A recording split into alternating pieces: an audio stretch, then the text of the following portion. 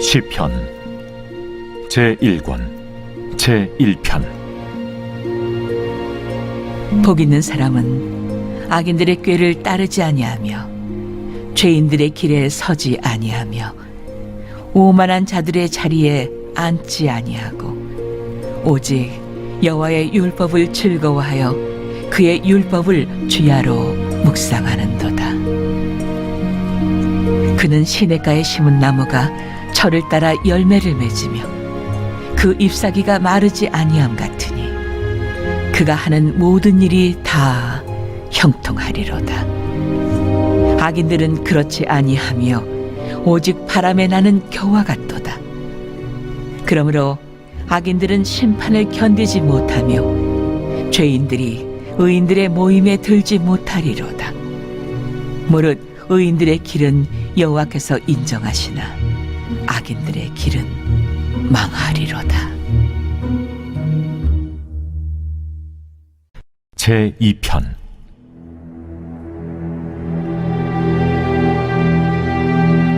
어찌하여 이방 나라들이 분노하며 민족들이 헛된 일을 꾸미는가? 세상의 군왕들이 나서며 관원들이 서로 꾀하여 여호와와 그의 기름 부음 받은 자를 대적하며 우리가 그들의 맨 것을 끊고 그의 결박을 벗어버리자 하는도다. 하늘에 계신 이가 웃으시며 주께서 그들을 비웃으시리로다. 그때 분을 바라며 진노하사 그들을 놀라게 하여 이르시기를 내가 나의 왕을 내 거룩한 산 시온에 세웠다 하시리로다. 내가 여호와의 명령을 전하노라. 여호와께서 내게 이르시되 너는 내 아들이라. 오늘 내가 너를 낳았도다. 내게 구하라. 내가 이방 나라를 내 유업으로 주리니 내 소유가 땅끝까지 이르리로다. 내가 절장으로 그들을 깨뜨리며 질그릇같이 부수리라 하시도다. 그런즉 군왕들아, 너희는 지혜를 얻으며 세상의 재판관들아, 너희는 교훈을 받을지어다. 여호와를 경외함으로 섬기고 떨며 즐거워할지어다. 그의 아들에게 입맞추라. 그렇지 아니하면 진노하심으로 너희가 길에서 망하리니 그의 진노가 급하심이라. 여호와께 피하는 모든 사람은 다 복이 있도다.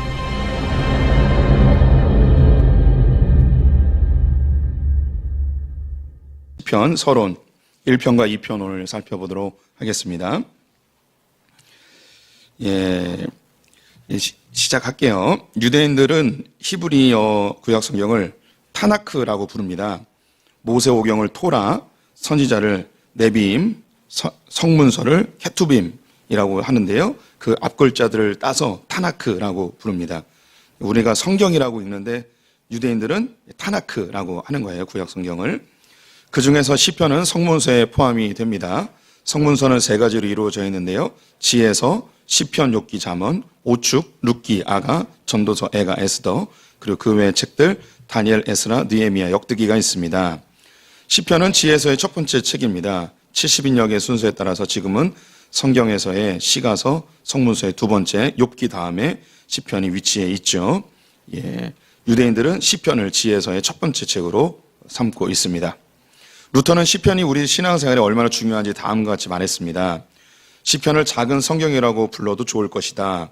시편에는 성경 전체의 모든 것이 가장 아름답고 간략하게 담겨 있다. 시편은 사실 훌륭한 교본 또는 안내서다.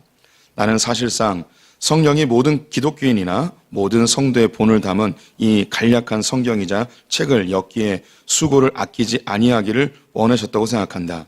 그래서 성경 전권을 읽을 수 없는 사람도 누구든지 이 작은 한 권에서 성경 전체의 요약을 누리게 된다.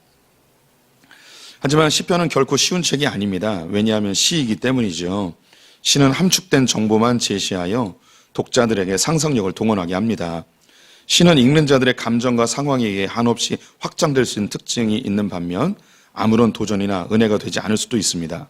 부디 150편의 시편을 통해 하나님의 지혜와 믿음의 선배들의 농도 깊은 신앙의 정수를 느끼는 시간이 되기를 소망해 봅니다. 질문해 보겠습니다. 성도님들 시 좀 읽으시나요? 예. 시를 거의 안 읽어보시죠? 네. 우리 교회 성도님들 중에 시를 쓰시는 분들도 계시고 주기적으로 시집을 내시는 분들도 계시는데 그런 분들 외에는 시를 거의 읽어보질 않습니다. 가까이 하지도 않죠. 그래서 이 시편을 대하실 때에 사실 우리 성도님들이 시편이 쉬운 것 같지만 어렵습니다. 시가 우리에게 익숙하지 않기 때문에요. 그리고 여기 기록해 놓은 것처럼 우리가 중고등학교 다닐 때도 시 한 편에서도 여러 상상력을 발휘해서 해석할 수 있지 않습니까? 그래서 이 시편은 이것이다, 딱 이게 정답이다라고 하기보다는 성도님들의 상황과 환경, 자기의 감정 상태 등에 의해서 이 시편이 무한대로 확장될 수 있고 은혜가 될 수 있습니다. 하지만 시이기 때문에 성도님들도 시편 자주 읽어보셨을 텐데 아무 느낌 없이 재미 하나도 없이 시편을 읽으실 때도 있습니다.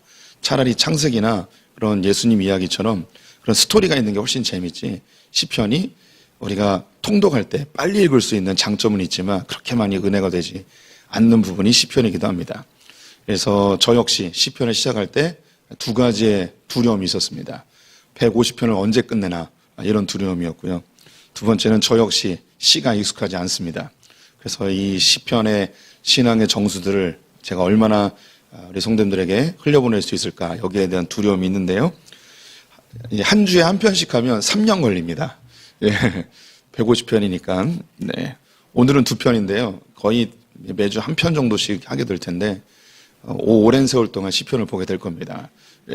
중간중간 제가 빠지는 경우도 있으니까 아마도 4년 동안 시편을 봐야 되지 않을까 싶습니다. 수요일 올 때마다 아우 또 시편이야 막 이러실 가능성이 있는데 그래도 이 시편의 대장정을 시작해 보죠. 우리가 욥기의 산도 넘었는데 시편쯤이야 못 넘겠습니까? 네. 다시 유인물 보면서 설명해 보겠습니다. 책 이름 시편의 영어 이름은요 쌈스라고 읽습니다. 원래 뜻은 찬양들이라는 뜻이에요. 이것은 히브리어 미즈모르 노래들 찬양들이라는 단어에서 70인역에서 푸살모스 그래서 피는 발음을 하지 않고요. 푸살모스에서 피는 발음하지 않고 쌈스 이렇게 읽습니다. 히브리어 성경은 시편의 터힐림이라고 하는데요. 히브리어 성경은 시편을 터힐림이라고 부릅니다. 그 뜻은 찬양하다라는 동사 할랄에서 파생된 단어입니다. 따라서 한글로 번역된 시편은 사실상 찬양집이라고 하는 것이 더 옳다는 주장도 있습니다. 그럼에도 믿음의 선배들은 시편이라고 이름을 붙였는데요. 문학 장르가 시로 되어 있기 때문입니다. 오늘날 시편은 곡조는 사라지고 가사만 남아있으니 시편이라고 부르는 것이 오히려 좋지 않은가 싶습니다. 원래 시편의 히브리어 이름은 찬양집이에요. 찬양집. 그런데 한글로 번역하면서 시편이라고 한 거죠. 그런데 그래서 찬양집으로 이름을 바꿔야 된다라고 주장하는 분들도 있지만 곡조는 사라지고 시만 남아있으니 시편이라고 하는 것이 더 맞지 않을까 싶습니다. 시편의 기원, 시편은 한 명의 저자가 기록한 것이 아닙니다. 모세로부터 시작해서 다윗, 고라자손, 아삽자손, 솔로몬 등 다양한 인물들의 시를 모은 모음집입니다. 시편은 5권으로 이루어져 있는데요. 시편을 모을 때에 동일한 저자나 제목 혹은 비슷한 주제를 따라서 모아놨습니다. 가장 빠른 시는 모세의 기도인 시편 90편이고요. 가장 늦은 연대의 시는 예루살렘과 성전에 파괴된 사건을 배경으로 한 시편 74편, 바벨론 포로 시기에 쓰여진 137편, 바벨론 포로에서 돌아온 마지막 시 시편 85편이 있습니다. 모세부터 바벨론에서 돌아오기까지의 이야기를 담았으니 얼마나 긴 장정입니까? 거의 1200년에 걸친 시들을 다 모아놓은 것이라고 보시면 되겠습니다. 표제어.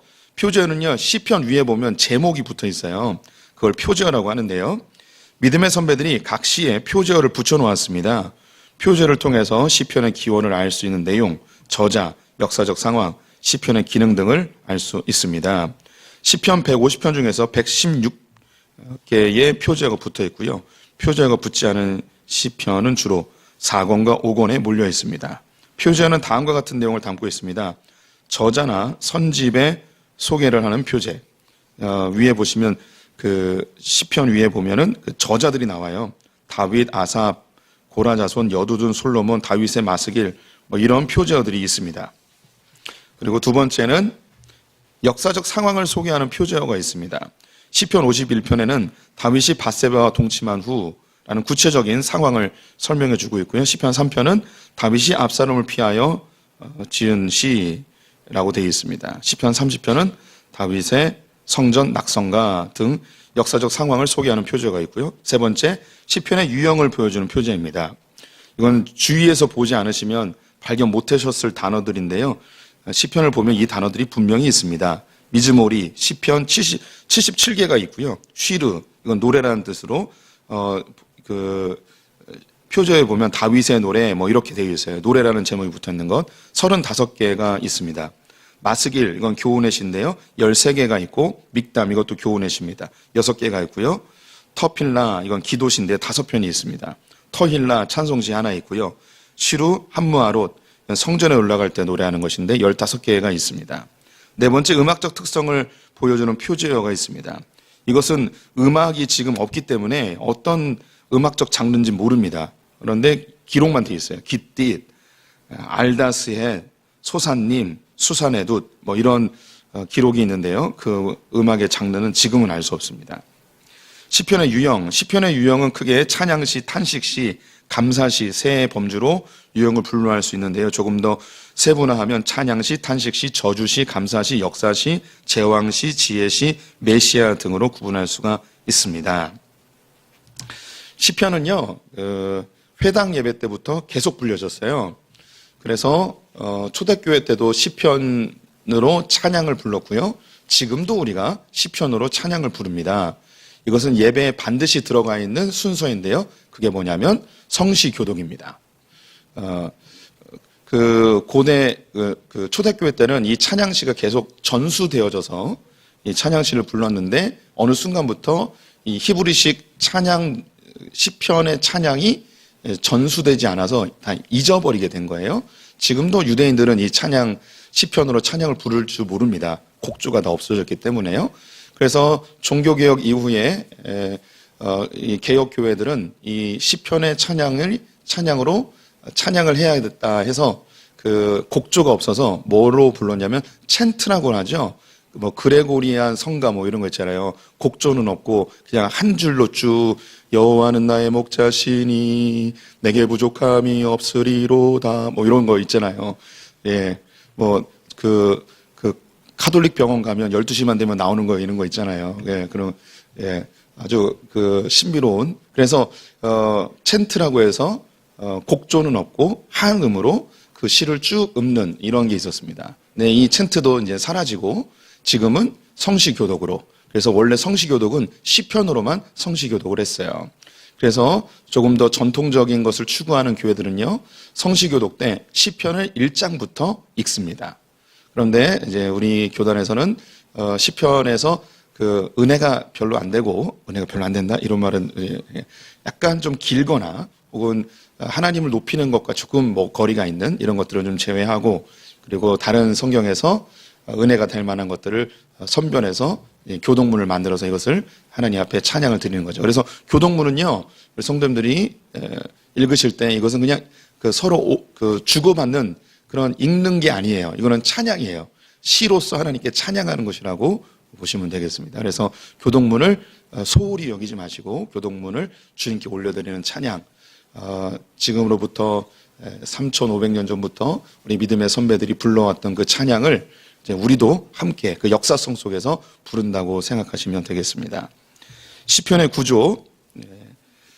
시편은 5권으로 이루어져 있습니다. 다음과 같은 구조를 가지고 있는데요. 1권부터 5권까지 있고요. 맨 앞에 서론이 있습니다. 시편 1편과 2편이 시편 전체의 서론입니다. 그리고 시편 146편부터 150편까지가 시편의 결론에 해당됩니다. 그래서 시편 3편부터 145편까지가 시편의 본론이라고 하겠죠. 각 권마다 맨 마지막 시편은 송영, 하나님께 찬양을 올려드리면서 마무리하는 시로 이루어져 있습니다. 그래서 1권에서는 41편, 2권에서는 72편, 3권에서는 89편, 4권에서는 106편, 그리고 5권에서는 150편이 마지막 송영으로 마무리하는 찬양으로 이루어져 있습니다.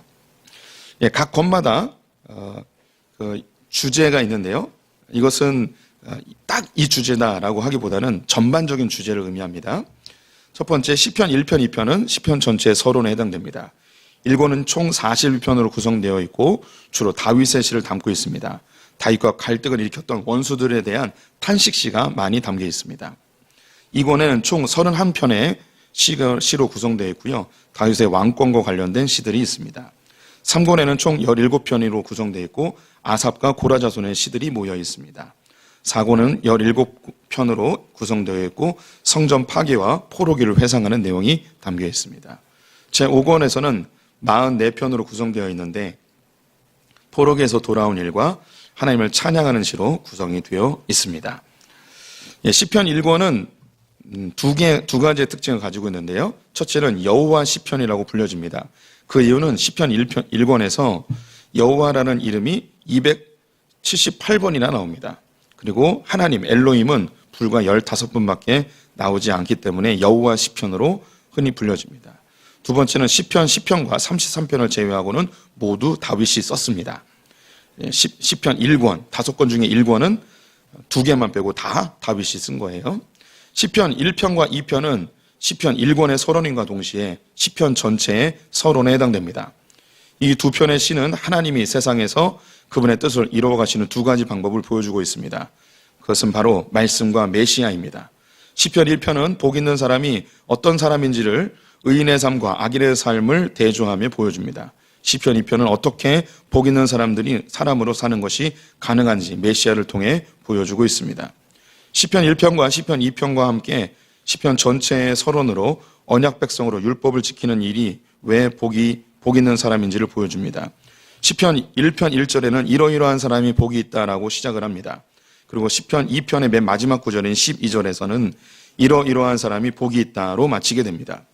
이런 표현은 히브리 문학에서 자주 사용되는 것으로 처음과 끝에 평행 구절을 두어 강조하는 것을 부각시키는 것이죠. 그래서 이 두 편의 시는 복 있는 사람은 율법을 지키는 사람인데 그것이 어떻게 가능한지를 보여주는 것입니다. 이것이 시편 전체를 보여주는 핵심 주제라고 하겠습니다. 시편 1편에서 복 있는 사람은 이런 사람입니다 라고 하죠. 율법을 주야로 묵상하는 자다라고 이야기합니다.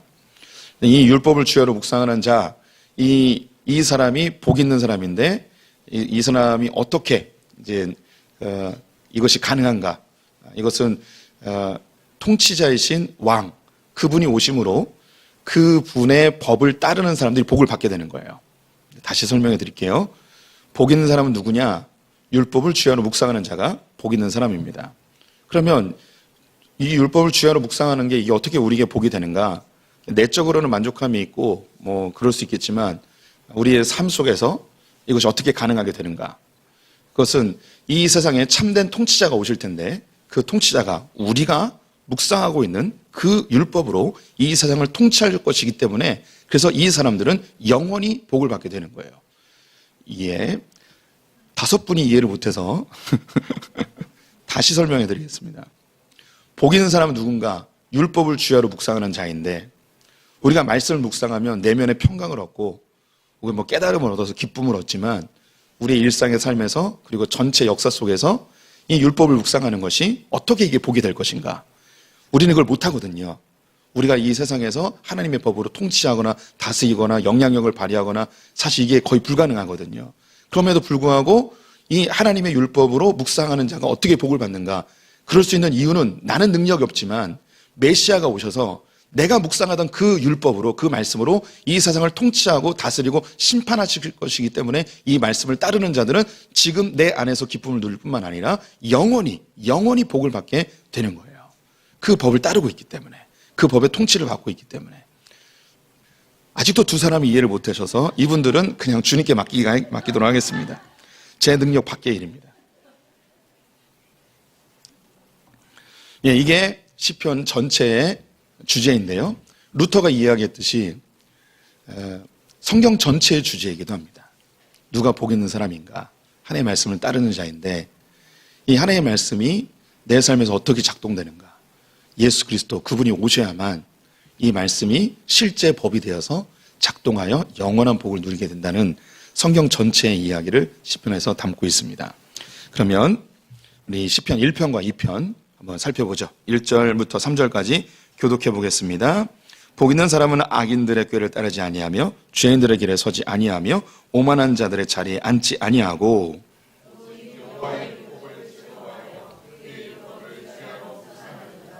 그는 시냇가에 심은 나무가 철을 따라 열매를 맺으며 그 잎사귀가 마르지 아니함 같으니 그가 하는 모든 일이 다 형통하리로다. 1번입니다. 복 있는 사람은 오직 무엇을 즐거워하나요?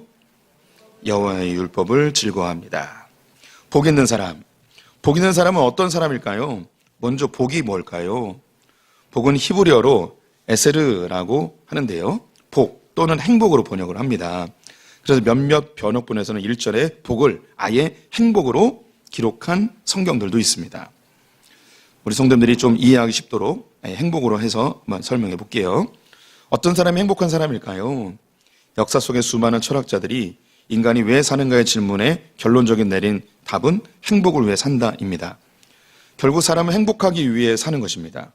무엇인가 결정하고 선택할 때 심지어 신앙생활과 예수를 믿는 것도 행복하기 위해서 하는 것입니다. 네, 동의가 되시나요? 성도님들 왜 교회 다니시나요? 행복하려고 다니는 거예요. 예. 안 행복하면 안 다녀요. 열받으면 짜증나면 안 다니잖아요. 예. 교회 다니는 것도요, 행복하려고 다니는 거예요. 행복해지려고 하는 것, 이건 하나님이 우리에게 주신 아주 기본적인 욕망인 것 같습니다. 그래서 행복 추구권이라고 하죠. 우리 모두가 다 행복해지고 싶어 합니다. 이게 철학자들이 찾아낸 인간의 궁극적 삶의 방향성입니다. 뭘 선택하든 결정하든 우리는 다 자기의 행복을 위해서 결정하게 되어 있습니다. 그렇다면 어떻게 하면 행복해질 수 있을까요? 2019년 보건사회연구소에서 한국 성인 남녀 5,020명을 대상으로 행복의 조건을 조사했습니다.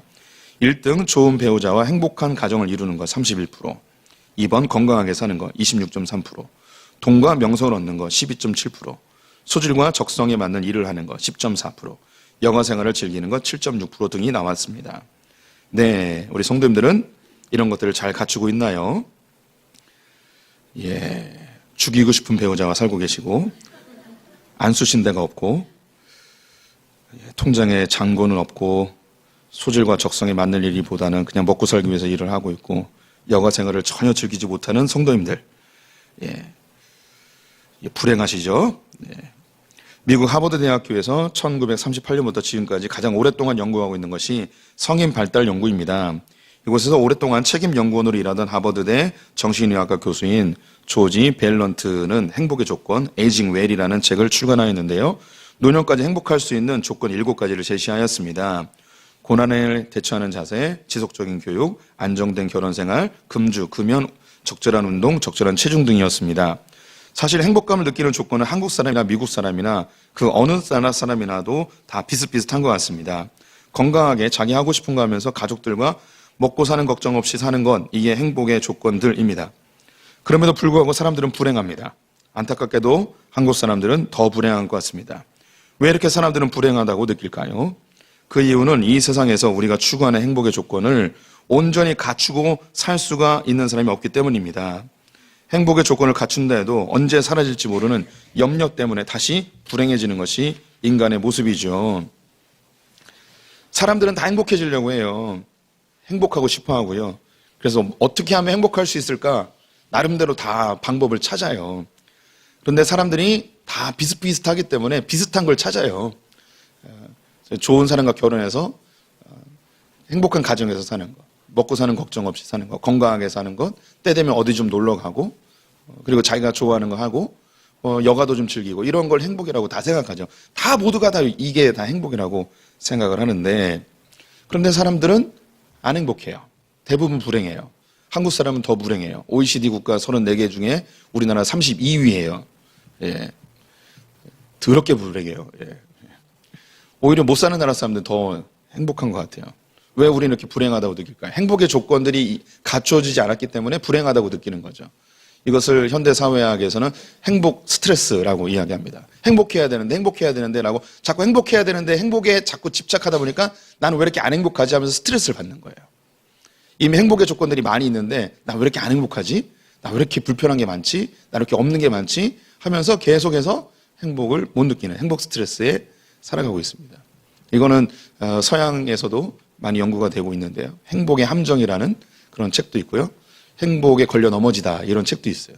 너무 행복하다가 오히려 덜 행복해지는 이상한 현실이 되어버렸습니다.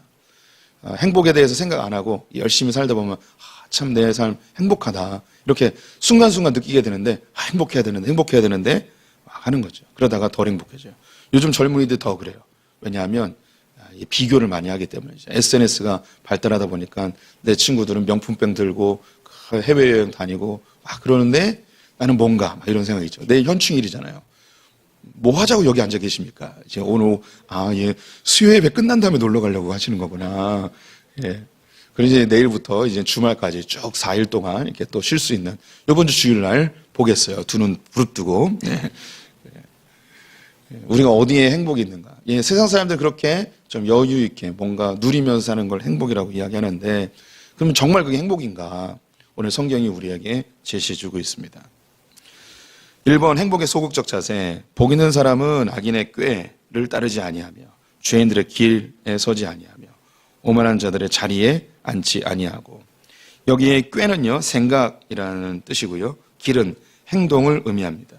그리고 자리는 소속을 의미합니다. 행복하기 위해서는 먼저 악한 것들을 멀리해야 합니다. 악한 생각을 하는 자들이 죄악된 행동을 하고 죄악된 행동을 하는 자들이 죄를 죄인지 인지하지 못하는 사람들과 함께하게 됩니다. 죄는 생명력이 있어서 확장됩니다. 그 시작은 생각에 있습니다. 그 생각이 사람을 움직이게 하고 그 한 걸음 한 걸음이 인생이 되는 것이죠. 바로 이 죄의 시작은 불행의 시작은 어디서부터인가? 생각에서부터 시작이 되는 것이죠. 행복의 적극적 자세. 복 있는 사람은 오직 여호와의 율법을 즐거워하여 그 율법을 주야로 묵상하는도다. 사람들은 행복하기 위해 선택하고 결정을 합니다. 이 선택과 결정에는 어떤 기준이 있게 마련인데요. 이 기준은 두 가지로 구분할 수 있습니다. 첫째, 인간 안에 본능적으로 내재되어 있는 본성입니다. 둘째는 후천적으로 가정, 교육, 문화, 경험 등의 영향으로 형성된 가치관이라고 할 수 있습니다. 그런데 이러한 인간의 본성과 가치관이 선한가 악한가에 대한 논의는 고대로부터 지금까지 계속해서 이어져 오고 있습니다. 우리 안에 형성되어진 생각들이 결코 옳지 않다는 거죠. 어떤 사람은 옳다, 어떤 사람은 옳지 않다. 계속 지금도 논쟁을 하고 있는 거죠. 이것이 성악설, 성선설 이런 겁니다. 문제는 어쨌든 생각입니다. 우리의 생각에 어떤 기준이 형성되어 있느냐에 따라 행복과 불행이 결정된다는 것이죠. 그래서 시편 기자는 행복한 사람들은 그 생각의 기준을 여호와 율법에 두고 그 율법을 주야로 묵상한다고 합니다. 생각의 기준을 하나님의 말씀에 맞추는 사람들이 행복하다는 것이죠. 묵상하다라는 단어는 히브리어 하가에서 나왔는데요. 시편 2편 1편에는 민족들이 헛된 일을 꾸미는가에서 꾸미다, 옛날엔 경영하다라고 돼 있었죠. 이 단어와 같은 것입니다. 어떻게 실행할까요? 어떻게 실행할까? 어떻게 진행할까? 생각하고 계획하는 것이 묵상입니다. 행복한 사람은 하나님의 말씀을 기준으로 어떻게 살아갈지 생각하고 계획하는 자들이라 하겠습니다. 사람들은 행복하기 위해서 무엇인가 선택하고 결정을 해요. 근데 무엇인가 선택하고 결정하는데 그 이면에 우리의 생각이라는 게 있다는 거죠. 이 생각에 의해서 무엇인가 선택하고 결정해요. 이걸 선택하면 행복하겠구나라는 거죠. 그런데 이 생각이라는 것이 결코 온전치 못하는 거예요. 내 생각이 나의 죄된 본성에서 나오기도 하고 혹은 우리의 시대 속에 있는 시대적 문화나 가치관이나 내가 살아왔던 경험들, 교육들, 이 세상에 무엇인가에 의해서 내가 습득되어진 이 가치관으로 선택을 하는 거죠. 왜? 대학을 선택할 때 어떤 대학을 선택하겠습니까? 좋은 대학을 선택하겠죠. 그 좋은 대학은 어떻게 기준이 마련됐습니까? 이 세상에서 좋다고 하니까 좋은 거예요. 내가 선택한 게 아니고 이 세상에 좋다고 하니까 좋은 거예요. 사람이 다 좋다고 하니까. 그래서 내가 결정한 게 아니고요. 나는 꼭두각시인 거예요. 나를 조종하는 다른 생각이 있는 거죠. 어느 직장에 가면 좋은 겁니까? 어떤 직장에 가면 행복하겠습니까?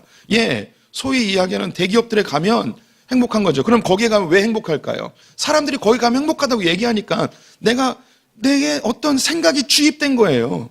그 사람들이 가는 대로 생각이 행동이 되고 그 사람들 속에 소속되고 싶어 하고 우리가 행복하다고 결정하고 선택하는 것이 내가 결정하는 게 아니에요. 내가 결정하는 것 같은데 아니에요. 내 생각을 지배하고 있는 시대적 문화와 사고와 경험과 교육과 이 세상의 흐름들이 있어요. 근데 이건 분별하지 못하고 내가 선택했구나라고 생각을 하는 거죠. 돈을 많이 벌면 행복하다고 그래요. 왜 돈을 많이 벌면 행복할까요? 내가 선택한 게 아니에요. 사람이 다 돈이 많이 벌면 행복하다고 하니까요. 그런데 누가 진짜 행복한 사람인가? 이 생각을 바꿔야 되는데 여호와의 율법으로 묵상하는 자. 하나님의 말씀이 기준이 되어서 묵상하는 거예요. 어떻게 살아갈 것인가? 어떻게 실행할 것인가? 우리의 이 율법은 우리 모든 성도님들에게 해답을 다 주지 않습니다. 하지만 이 율법, 하나님의 말씀으로 우리가 묵상하여서 이 삶에 어떻게 적용하며 살 것인가를 끊임없이 하나님의 말씀이 기준되어서 삶에 적용해 가는 것, 이 사람이 진짜 행복한 사람이라고 이야기하고 있는 것이죠. 시냇가에 심은 나무, 위에 언급된 행복의 조건들을 다시 떠올려 봅시다. 돈, 건강, 여가, 성공 등이 행복의 조건입니다. 우리는 흔히 이러한 것들을 복이라고도 말을 하죠. 결과물을 보고 복이라고 하는데요. 시편 기자는 복 있는 자는 시냇가에 심은 나무로 비유하고 있습니다. 성경에서 하나님의 백성을 가장 많이 비유하는 것이 바로 나무입니다. 나무에게 최고의 복은 열매를 많이 맺는 것이 아닙니다. 이것은 복의 결과물일 뿐이죠. 진짜 복은 나무가 시냇가에 심겨지는 것입니다. 우리는 결과물을 보고 복이라고 이야기합니다. 돈을 많이 버는 것, 좋은 학교에 가는 것, 좋은 직장에 가는 것, 좋은 사람과 결혼하는 것, 여유 있게 사는 것, 좋은 집에서 사는 것. 이걸 우리는 흔히 복이라고 이야기하죠. 성경은 이걸 복이라고 하지 않아요. 복의 결과물이에요. 다른 결과물이 나올 수도 있어요. 성경에서 진짜 복이 뭐냐면 시냇가에 나무가 심겨져 있는 이 상태를 복이라고 하는 거예요.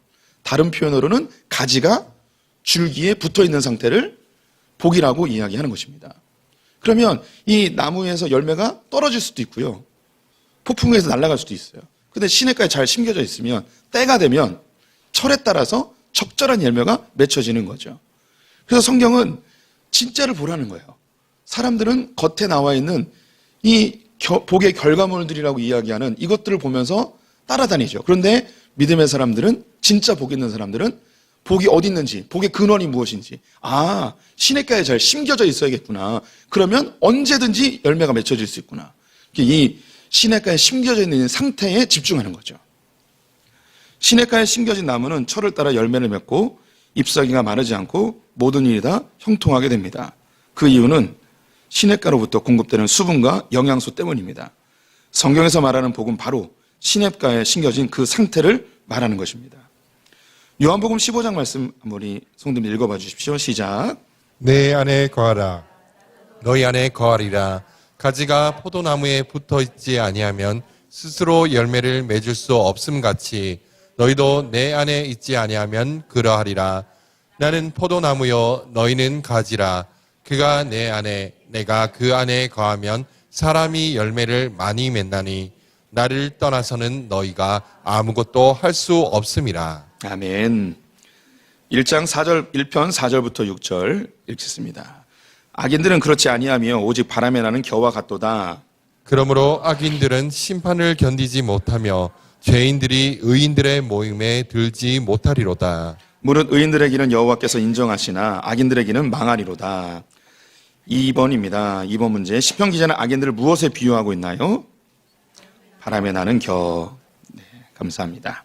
시편 기자는 복 있는 사람은 시냇가에 심겨진 나무로 비유한 반면 악인은 바람에 나는 겨로 비유하고 있습니다. 추수기 농부들은 타작마당에서 바람을 이용하여 곡식을 키질하죠. 이때 알곡은 밑으로 떨어지고 겨는 바람에 날리게 되어 있습니다. 악인은 누구일까요? 우리는 악인이나 죄인을 나쁜 짓 하는 사람이라고 생각을 합니다. 나쁜 짓을 하는 사람들은 분명히 죄인이라고 악인 맞습니다. 하지만 성경이 말하는 악인과 죄인의 기준은 하나님의 뜻, 말씀대로 하지 않는 자들을 의미합니다. 하나님의 말씀을 기준 삼지 않는 자는 중심이 없기에 바람에 나는 겨와 같이 흔들리게 되어 있습니다. 세상은 죄악으로 스스로 심판의 자리로 흘러가고 있습니다. 이 상황에서 악인들은 자신의 소견에 오른 대로 행복의 조건들을 찾아 헤매게 됩니다. 결국 혼란한 세상에서 시간, 돈, 인생을 허비하다 결국 마지막에 이렇게 고백을 합니다. 내가 지금까지 뭐하며 살아왔지? 우리 성도님들 중에도 인생을 한참 산 이후에 내가 지금까지 뭐 한 건가라는 생각이 들 때가 있습니다. 이 세상에서 좋다고 이야기하는 것, 세상의 유행 따라서 바람이 나는 겨처럼 살다가 인생을 마치 다 허비한 것처럼 느껴질 때가 어느 순간 찾아오게 되죠. 반면 하나님의 말씀을 기준 삼아 흔들리지 않고 걸어오는 사람들은 조금 천천히 가는 듯하지만 반드시 열매를 맺고 시절에 맞는 복을 누리게 됩니다. 세상 사람들에게 두각을 나타내지 못해도 그 손으로 하는 모든 일이 형통하게 되는 은혜를 경험하게 되죠. 이러한 사람은 요동하는 세상에서도 흔들리지 않고 주님을 바라보며 걷다가 결국 하나님께 다음과 같은 인정을 받게 됩니다. 그 주인이 이르되 잘하였도다 착하고 충성된 종아, 내가 적은 일에 충성하였음에 내가 많은 것을 내게 맡기리니 내 주인의 즐거움에 참여할지어다.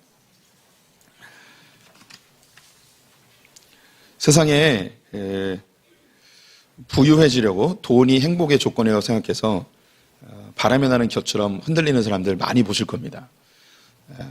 요즘 코인이나 주식으로 온 나라가 열광해 있는데요. 이게 뜬다 그러면 여기에 다 몰리죠.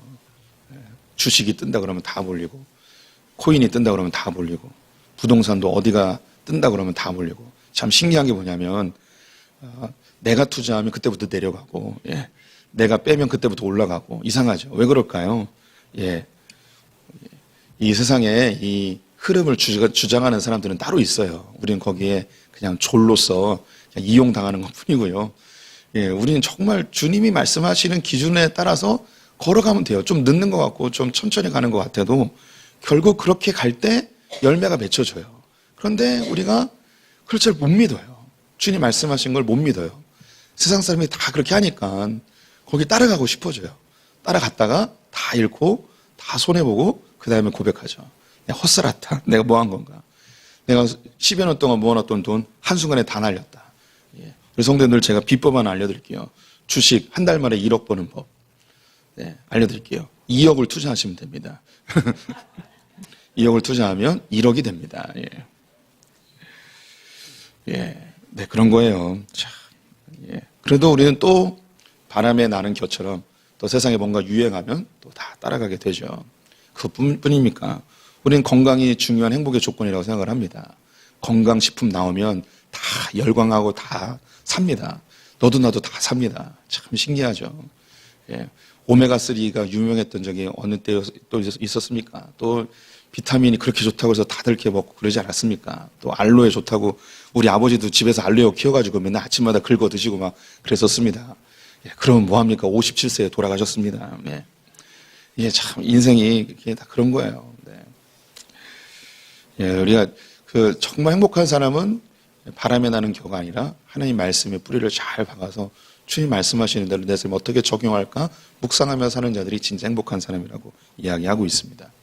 이제 이건 개인의 삶인데요. 그러면 이 삶이 우리는 어쩔 수 없이 내가 해결할 수 없는 이 사회적 상황들, 역사적 상황들이 있어요. 이러한 상황 속에서도 우리는 어떻게 행복할 수 있을까? 좀 더 큰 그림으로 주님이 우리를 인도하십니다. 1절부터 3절까지 교독해 보겠습니다. 어찌하여 이방 나라들이 분노하며 민족들이 헛된 일을 꾸미는가? 세상에 군왕들이 나서며 관원들이 서로 꾀하여 여호와와 그의 기름 부음 받은 자를 대적하며 우리가 그들의 맨 것을 끊고 그의 결박을 벗어버리자 하는도다. 2번입니다. 세상의 군왕들과 관원들은 누구를 대적하나요? 여호와와 그의 기름 부음 받은 자. 기름 부음 받은 자를 헬라어로 그리스도라고 하죠. 기름 부음 받은 자, 이분은 예수님입니다. 아주 명확하게 성경에서 기록을 해주고 있는 거죠. 이방 나라들과 민족들의 헛된 일, 하나님의 말씀을 기준 삼지 않은 사람들이 무리를 이루어 나라가 되고 민족이 됩니다. 이 부분 이해되시죠?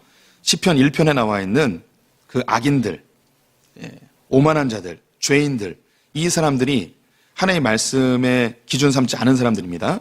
이 사람들이 모이면 무리를 이루고 소속이 되어지면 나라가 되고 민족이 됩니다. 이들은 그 생각하는 모든 것이 헛될 뿐입니다. 그들은 백성들을 행복하기 위해 정책을 펼치지만 결국 기름 부음 받은 자를 대적하는 것들 뿐입니다. 기름 부음 받은 자는 그리스도 예수를 의미합니다. 동성애를 예를 들어 봅시다. 한 개인이 호기심과 외부의 자극에 의해 동성애에 대해서 생각하게 되었습니다. 이러한 영상물이나 글들을 읽으면서 동성애를 시도해보게 되죠. 점점 동성애하는 사람들과 교류를 하게 되며 그것이 옳은 것이라고 확신하게 됩니다. 이 사람들은 동성애가 나쁜 것이라고 말하는 사람들로부터 피해와 차별을 받는다고 주장을 하죠. 정치인들은 이들의 표를 얻기 위해 동성애 옹호 발언을 하고 정책을 만들고 법으로 제정해버립니다. 이런 흐름에서 철학자들이나 언론인들이 동참하여 성경이 말하는 가치관은 구습이고 적폐로 몰아 결박을 벗어버리려고 합니다. 네, 제가 동성애 하나 딱 얘기했는데 위에 있는 이야기들이 그대로 다 진행이 되죠. 역사 속에서 수많은 것들이 이렇게 이루어져 왔습니다. 이 외에도 수많은 비성경적인 것들이 군왕들과 관원들에 의해서 만들어져 왔고 지금도 만들어지고 있습니다. 성경은 이러한 것들이 헛된 일이라고 합니다. 쓸모없는 일이라는 것이죠. 더 큰 문제를 야기할 수 있다는 것입니다. 사랑, 나눔, 용서, 자비, 은혜, 권위, 부모, 공경과 같은 예수님이 강조하신 덕목들은 현대사회에서 쓰레기 취급을 받고 있습니다. 세상은 점점 더 혼란스러워지고 있고 오늘날의 학생 인권 조례가 그러하고 차별금지법과 같이 적극적으로 비성경적인 법들을 통과되고 있습니다. 이 이제 세상이 지금 일어나고 있는 일이에요. 맨 처음 시작은 한두 명이 악한 생각에서 시작했어요. 악한 생각이 이것이 행동이 되죠. 이게 죄인이에요. 그러면 이 죄인들이 한두 명씩 모여서 악한 무리, 오만한 자들이 됩니다. 소속이 되는 거죠. 이 사람들이 점점점 많아지면 집단이 되고 민족이 되고 나라가 되게 되죠. 이건 힘이 생겨서 그 나라의 정책을 바꾸고 법을 바꿔버리게 됩니다. 근데 이 모든 것들이 그리스도와 하나님을 대적하는 일들이 되는 거죠. 다시 말해 하나님의 법과 배치되어지는. 그럼 이것이 사람들을 행복하게 해줄 것 같아요. 그런 프리섹스 이런 게 행복하게 해줄 것 같고 동성애가 사람들을 행복해 해줄 것 같고 차별이 없는 그런 세상을 만드는 것이 사람을 행복하게 해줄 것 같고 세상에 있는 모든 권위를 파괴하는 것이 사람을 행복하게 해줄 것 같고 그런데 사람들이 말하는 이 정책들 오만한 자들 세상의 군왕들과 이 관원들이 만드는 이런 정책들이 행복하게 해줄 것 같지만 세상은 더 혼란스러워지고 더 복잡해지고 더 어려워지는 거죠. 예, 학생 인권 조례가 제정된 이후로 학교가 엉망진창이 된 걸 학부모님들도 다 알고 선생님들도 다 알아요. 그래서 몇몇 지자체에서는 학생 인권 조례를 이제 폐기 처분했습니다. 서울도 폐기 처분했죠. 인천은 아직 폐기를 못했어요. 예. 학생의 인권을 존중한다고 하면서 무엇이 없어졌냐? 교사의 권리와 권위가 사라져 버렸어요. 어제도 어제 뉴스죠. 진주에서 초등학교 3학년 아이가 무단으로 학교를 나가려고 한 거예요. 수업을 안 받고. 그래서 교장 선생님이 그걸 발견하고 못 가게 막았어요. 그랬더니 초등학교 3학년이 교장 선생님의 귀싸대기를 날린 거예요. 예. 그리고 욕을 했어요. 개 삐리리 하면서. 예. 그게 그 영상으로 찍혔어요. 예. 요즘 이제 제 아내가 학교에 있잖아요. 예. 학생하고 선생님하고 갈등이 생기잖아요. 그러면 다른 선생님을 불러서 무조건 영상으로 찍어요. 예. 지금 그렇게 돼 있어요. 이 영상 자료가 있어야만 선생님의 권리가 보호가 되는. 그래서 다 찍혀요, 요즘은. 예. 엉망진창이에요, 막. 미쳐버릴 것 같아요, 진짜. 예. 나 왜 이렇게 흥분하지? 이게, 이 나라를 사랑해서 그렇습니다. 너무, 이게 이제 학생을 행복하게 해준다고 하면서 학생이 더 엉망진창이 돼버리는 거죠. 이게 세상의 군왕들과 관원들이 생각하는 그것이 이 세상을 이렇게 만들어 버리는 거죠. 세상은 이렇게 멸망의 길로 흘러가 버릴 수밖에 없습니다. 4절부터 6절. 하늘에 계신 이가 웃으시며 주께서 그들을 비웃으시로다. 그때 분을 바라며 진노하사 그들을 놀라게 하여 이르시기를 내가 나의 왕을 내 거룩한 산 시온에 세웠다 하시리로다. 4번입니다. 이 세상의 군왕들과 관원들의 헛된 일에 대해 하나님은 어떻게 반응하시나요? 비웃으십니다. 그래 해봐라. 열심히 해봐라. 어떻게 되나. 개고생한다. 주님은 다 알고 계시죠. 비웃고 계시는 거죠. 계속 읽겠습니다. 이 세상의 통치자들, 권세들, 세상의 가치관들이 그리스도를 대적하는 방향으로 모이게 됩니다. 이것에 대해 하늘에 계신 하나님이 비웃으신다고 합니다. 마지막 때에 하나님은 시온에 그리스도를 왕으로 세워 심판하실 것임을 선언하고 계십니다. 거룩한 산 시온은 예루살렘을 의미합니다. 이곳에 예수님의 십자가가 세워지고 세상의 모든 높아진 것들을 낮추시고 지혜 있는 것들을 어리석게 하십니다. 고린도전서 1장 말씀 읽어주세요. 시작. 우리는 십자가에 못 박힌 그리스도를 전하니 유대인에게는 거리끼는 것이요 이방인에게는 미련한 것이로되 오직 부르심을 받은 자들에게는 유대인이나 헬라인이나 그리스도는 하나님의 능력이요 하나님의 지혜니라. 하나님의 어리석음이 사람보다 지혜롭고 하나님의 약하심이 사람보다 강하니라. 7절부터 9절 교독합니다. 내가 여호와의 명령을 전하노라. 여호와께서 내게 이르시되 너는 내 아들이라. 오늘 내가 너를 낳았도다. 내게 구하라. 내가 이방 나라를 내 유업으로 주리니 내 소유가 땅 끝까지 이르리로다. 내가 철장으로 그들을 깨트리며 질그릇같이 부수리라 하시도다. 5번입니다. 하나님의 아들 그리스도가 대적하는 자들을 어떻게 하시나요? 그들을 깨트려 버리시고 부셔버리십니다. 그리스도는 세상의 창조자의 아들로 이 땅의 왕으로 오십니다. 그는 하나님의 말씀을 대적하는 자들을 철로 된 막대기로 깨트리시고 질그릇같이 부숴버리십니다. 이 세상의 지혜는 강한 것, 높은 것, 많은 것을 추구합니다. 모든 사람들이 다 강한 것, 높은 것, 많은 것을 추구하다 보니 끊임없는 경쟁과 다툼 속에 살아가게 됩니다. 사람들이 생각하는 것은 어떻게 하면 더 많이 가질까, 더 높아질까, 더 강해져서 다른 사람들을 물리칠까를 생각하다 보니 이 세상에는 행복은 사라지고 고통의 연속이 되어지죠. 이런 가치관 속에서 하나님은 전혀 다른 가치관을 제시하십니다. 사랑, 나눔, 용서, 자비, 인내, 믿음, 십자가. 이 세상에서 전혀 좋아하지 않는 가치관을 이야기하는 것이죠. 세상과 십자가는 충돌할 수밖에 없습니다. 이 세상은 진리가 무엇인지 알기 때문에 싫어합니다. 어둠은 빛을 싫어하듯 싫어합니다. 하지만 결국 예수 그리스도의 십자가가 승리하게 될 것입니다. 요한 1서 말씀 읽어주십시오. 시작. 하나님을 사랑한 것은 이것이니 우리가 그의 계명들을 지키는 것이라. 그의 계명들은 무거운 것이 아니로다. 무릇 하나님께로부터 난 자마다 세상을 이기느니라. 세상을 이기는 승리는 이것이니 우리의 믿음이니라. 예수께서 하나님의 아들이심을 믿는 자가 아니면 세상을 이기는 자가 누구냐? 네, 성경은 언제나 동일하게 세상의 심판을 이야기하고 있습니다. 예수님이 그 심판자로 오시는데요. 하나님의 말씀대로 사는 자들은 구원하시고 그렇지 않은 자들은 심판하신다고 이야기합니다. 여기서 시간이 조금 같지만 말씀드리면 하나님이 심판하신다고 해서 하나님이 이 세상을 내려치거나 몽둥이로 때리거나 이런 이미지를 가지시면 안 됩니다.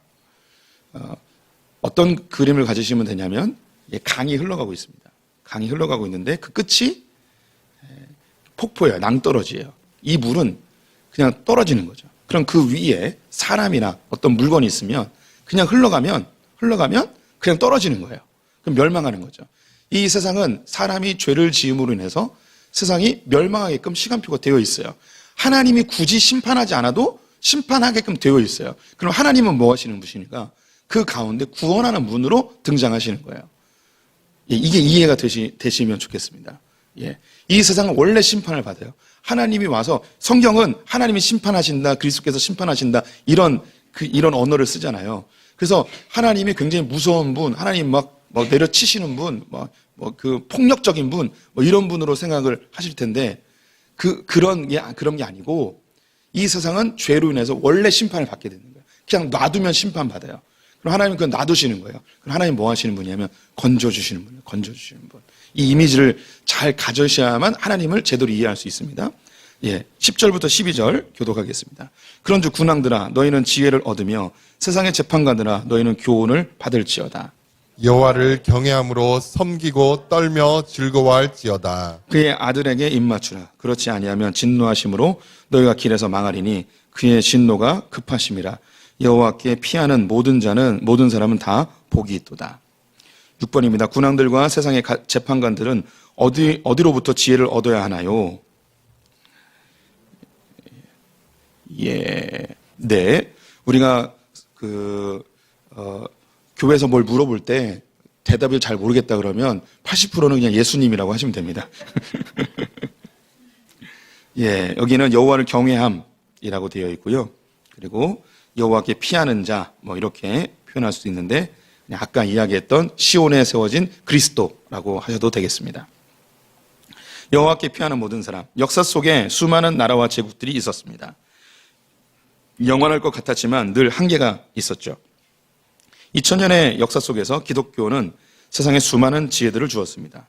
로마의 군왕들은 자신들의 권력에 취해 음란함과 향락을 즐겼지만 결국 기독교 유엔들을 아내로 맞이하며 로마는 기독교 국가가 되었습니다. 로마를 멸망시킨 동방의 고트족은 로마를 떠나면서 기독교를 받아들여 고딕 양식을 창출하였죠. 로마를 공격했던 게르만족은 돌아가면서 기독교를 가져가 문명화되었습니다. 로마와 충돌하였던 앵글로족과 섹슨족도 기독교를 받아들여서 영국이 되었죠.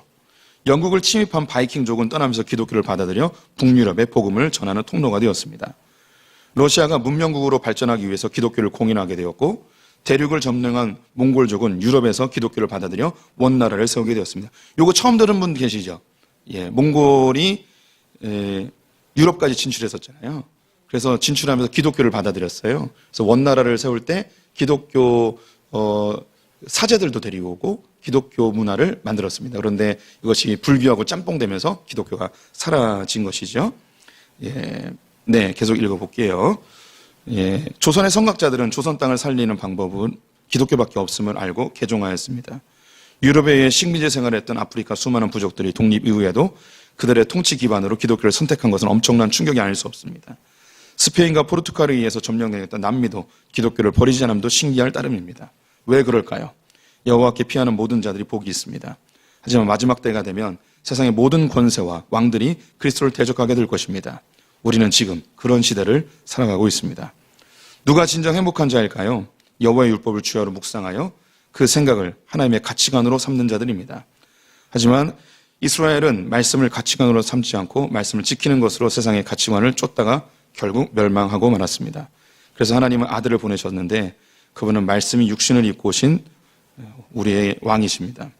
그분이 보이신 십자가의 지혜가 우리의 진정한 행복을 줄 수 있습니다. 고린도전서 3장 말씀 같이 읽어보겠습니다. 시작. 아무도 자신을 속이지 말라. 너희 중에 누구든지 이 세상에서 지혜 있는 줄로 생각하거든 어리석은 자가 되라. 그리하여야 지혜로운 자가 되리라.